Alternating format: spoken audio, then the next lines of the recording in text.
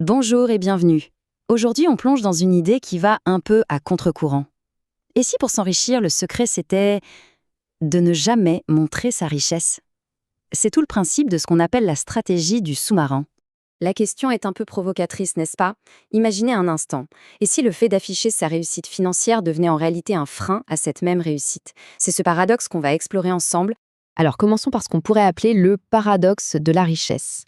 On va s'intéresser à cette tension, voyez, entre l'image du succès qu'on projette et le processus, lui, souvent bien caché, qui permet de construire un vrai patrimoine. Allez, entrons dans le vif du sujet, le coût de la visibilité. On va décortiquer ensemble comment le fait de mettre sa situation financière sous les projecteurs peut avoir des conséquences négatives qu'on n'imagine même pas. Et voilà, l'idée centrale, le cœur du sujet. Dès qu'on lève le voile sur ses économies, tout l'environnement social se met à changer, radicalement. Les attentes des autres, les demandes, la pression, hop, tout bascule. Et ce qui est fascinant, c'est que ça déclenche une véritable réaction en chaîne, le piège de la visibilité, comme on l'appelle. Tout commence, étape 1, par la visibilité de la richesse. Forcément, ça mène à l'étape 2, les attentes sociales grimpent en flèche. Du coup, étape 3, on se sent presque obligé d'adopter un style de vie plus cher juste pour coller à l'image. Et la conséquence de tout ça? Étape 4, la croissance du patrimoine ralentit, parfois même elle s'arrête net. Et cette citation, elle est parfaite pour illustrer un point vraiment essentiel. Le truc, c'est que ce n'est souvent même pas conscient. La pression sociale nous pousse, et je cite, inconsciemment à augmenter notre train de vie. C'est un glissement tout en douceur, mais avec une puissance redoutable. Bon, mais alors, l'impact réel, c'est quoi? Ce graphique y met ça en image de façon spectaculaire. Regardez la barre, richesse visible, sa croissance est, bon, modeste sur 20 ans. Mais maintenant, jetez un œil à la barre richesse sous-marine. L'écart est juste colossal. Pourquoi? Parce que chaque euro qui n'est pas dépensé pour maintenir une image, c'est un euro qui travaille, qui fait des petits et qui grandit de façon exponentielle. Bon, face à ce piège, quelle est la solution? C'est justement là qu'intervient la stratégie du sous-marin. C'est cette approche qu'on va décortiquer maintenant. En quoi ça consiste exactement?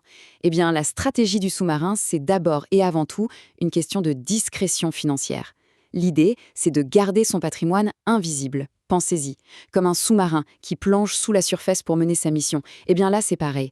On met son patrimoine à l'abri des pressions et des sollicitations extérieures pour qu'il puisse grandir en paix.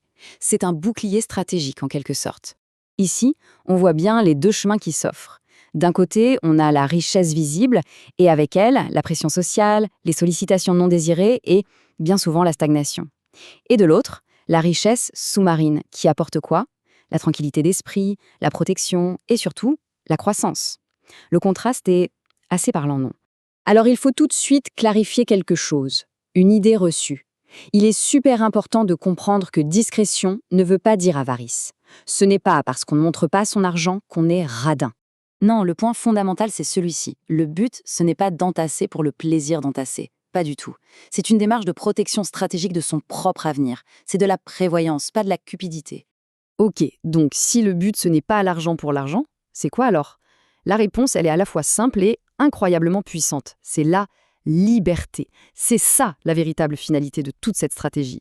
Le véritable objectif, comme l'explique la source, c'est de s'assurer une future liberté de choix, une autonomie.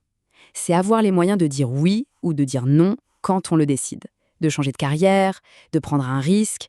Le vrai luxe, finalement, il est là. Et pour résumer tout ça, je crois qu'il n'y a pas mieux que cette citation qui dit « La richesse fructifie mieux lorsqu'elle reste invisible et à l'abri ». Voilà, tout est dit. C'est vraiment l'essence même de la stratégie du sous-marin. Et pour finir, voilà une question pour réfléchir.